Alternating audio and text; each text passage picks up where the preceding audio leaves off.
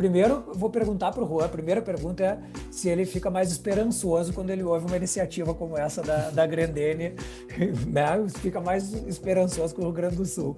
Isso é uma coisa. Mas a mais importante, Juan, é o seguinte, eu entendi que quando tu fez todas as pesquisas que tu fez ali para o teu mestrado e tudo, pelas respostas de muitos colaboradores, naturalmente, até por talvez não existirem as iniciativas, não existir uma governança voltada para isso, as pessoas sequer se enxergam ou enxergam a sua empresa como uma empresa inovadora. Tanto que as respostas eram muito fracas. E metodologia de inovação, eu imagino que elas nem entenderam a pergunta, se bobear, né? Por quê? Porque muito é esse processo de aquelas empresas que têm a lógica da inovação, a veia da inovação, precisam cuidar de que isso seja devidamente espalhado entre os colaboradores, para que eles também possam aprender com esse processo, desculpe.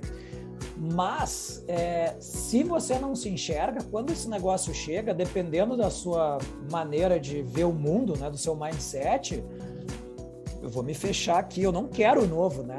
O novo vai me tirar da minha zona de conforto e eu, daqui a pouco, um líder mais tarimbado, que estou há bastante tempo aqui dentro, dou aquela encolhida, né? Eu entendi que esse é o processo. Então, ficamos mais esperançosos com iniciativas como essa do Bergamota, e essa disponibilidade em aprender, essa abertura a aprender coisas novas tem que ser um dos pilares dessa governança voltada para a inovação.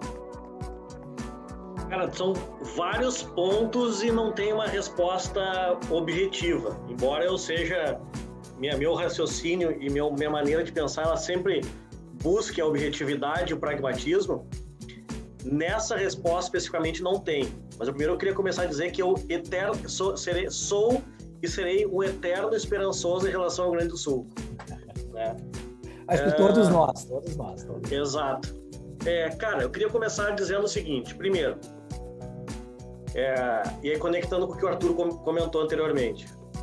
Quando a gente fala em inovação, não existe receita de bolo, porque cada contexto tem a sua peculiaridade. A gente tem alguns padrões que a gente identifica nos contextos onde a gente atua. Por exemplo, vamos pegar em clientes nossos, que a gente atua no Brasil inteiro. Eu vou começar com um outro exemplo.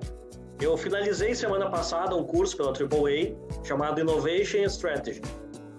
Foi um curso que de governança da inovação, para 83 entre gerentes de inovação, diretores de inovação, VPs de inovação e donos de empresa do Brasil. E, cara, foram 8 aulas. Na primeira aula eu já comecei lá em cima, né? A régua lá em cima. E aí eu sempre gosto de fazer um exercício, né, para o pessoal, para a gente criar o conceito de inovação da turma.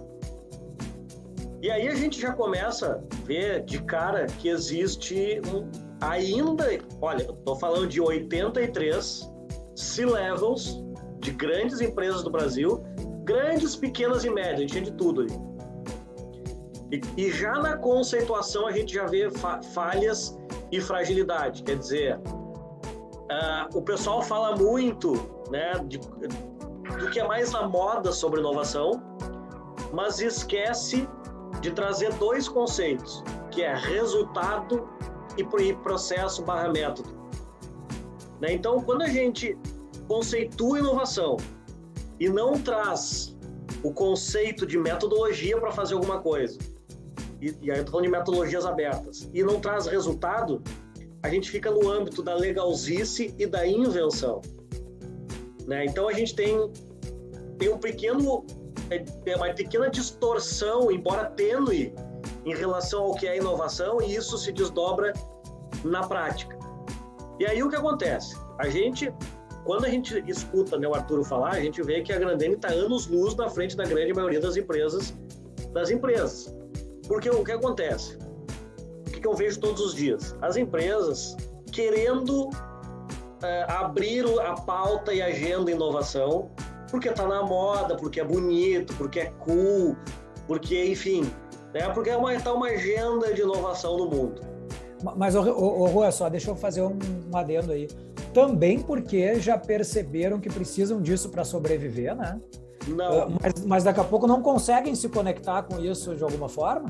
Eu posso te afirmar categoricamente que a grande maioria das empresas, na prática e na realidade, eles ainda não entendem a relevância da inovação.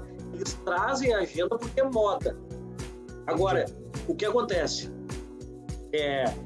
E aí a gente e isso a gente aprendeu errando, né? Por isso né, a importância da valorização do erro, né? Porque o que acontece?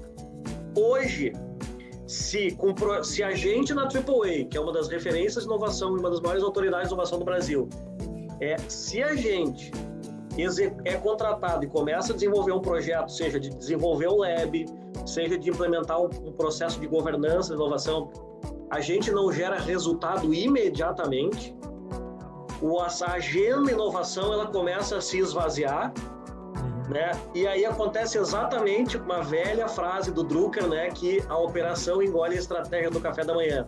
Quer dizer, a grande maioria das empresas do Brasil, principalmente no pós-pandemia, que precisam vender o almoço para pagar o jantar, eles até entendem e ouvem falar, leem uma coisa aqui, né, escutam outra coisa ali, veem um concorrente falando inovação, eles até trazem a agenda e a pauta da inovação para o seu dia a dia.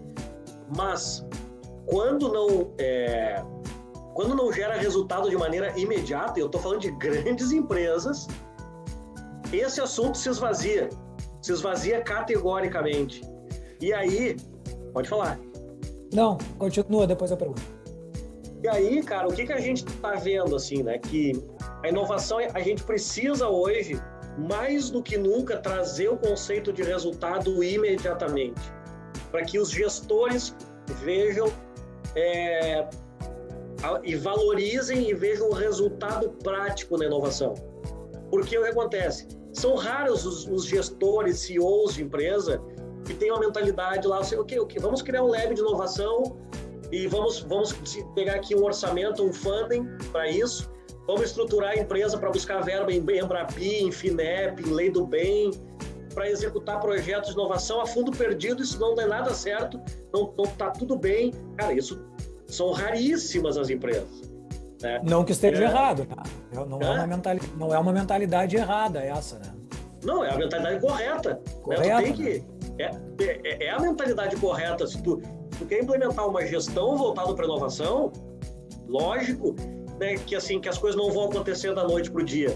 Né? Tu tem que ter claro o conceito de inovação incremental, inovação semi-radical, inovação disruptiva e organizando isso. Por quê? Tá? Porque a grande maioria dos gestores que estão nas empresas hoje, nas grandes empresas, o raciocínio mercadológico deles foi formado a partir da administração e do planejamento estratégico.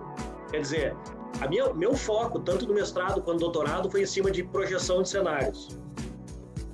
Via de regra, quando a gente está falando de inovação, a gente está falando de uma execução em cima de cenários. E que eu preciso fazer um disclaimer aqui, que não tem absolutamente nada a ver com futurismo. Para mim, futurismo é a maior bobagem da história. Né? Quem fala de futurismo, sou futurista, isso aí, falou nisso, isso aí já perdeu credibilidade. Mas vamos lá, vamos voltar aqui para o nosso assunto, operante. O que acontece? Via de regra, a gente, e eu me incluo nisso, porque eu sou administrador de formação, né? Eu fui mudando o tempo, né? Me capacitando e aprendo todo dia. Mas via de regra, o raciocínio mercadológico para planejar cenários, a gente planeja todos os possíveis cenários e aí a gente cria planos de ação para cada cenário que ocorre. Ou seja, via de regra, no raciocínio do planejamento estratégico, da administração, da engenharia, né? Vamos pegar a engenharia de produção, por exemplo, vamos projetar todos os possíveis cenários, um plano A, B e C para cada e o cenário que ocorrer, a gente tem os planos de ação para executar. Quando a gente vai para uma linha mais de design estratégico, o raciocínio ele muda. Enquanto na administração e no raciocínio, vamos chamar assim, mais comumente empregado nas empresas, as empresas trabalham muito o conceito de onde o presente constrói o futuro, quer dizer, uma analogia, né? Eu vou me cuidar. Quantos coaches a gente ouve falando? Eu vou me alimentar bem para no futuro ter uma boa velhice, né? Eu vou fazer um bom planejamento aqui para no futuro a gente ser mais sólido. Na minha visão, que é uma visão que se conecta muito com o design estratégico, o raciocínio é exatamente o contrário. Tu projeta o futuro ideal que tu quer e tu vai construir o presente a partir do futuro que tu quer.